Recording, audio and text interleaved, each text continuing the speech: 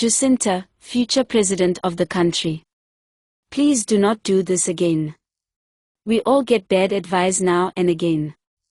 Always remember. The slave master has never, ever willingly released the slave, his property willingly. How can a treasonous organization stands for those who dislike natives? Now empower march and march. As soon as Mandela started having secret meetings with apartheid big business, it was game over for the struggle.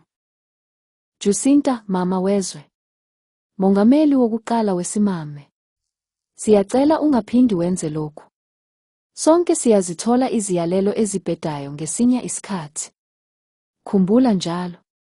Abaphathi bezigqila abakaze bakhulule abantu ababebahlukumeza ngentando yabo.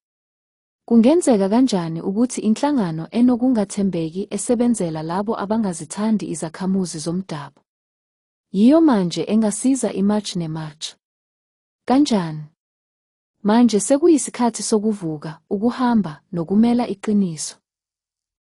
Ngesikhathi uMandela eqala imihlangano eyimfihlo nabantu abakhulu bebhizinisi lobandlululo, kwaba sekuphelile ngomzabalazo. Sikukhumbule njalo lokhu. Siyazi ukuthi awulona iphiciphici askari. Kungasiphindi lokhu.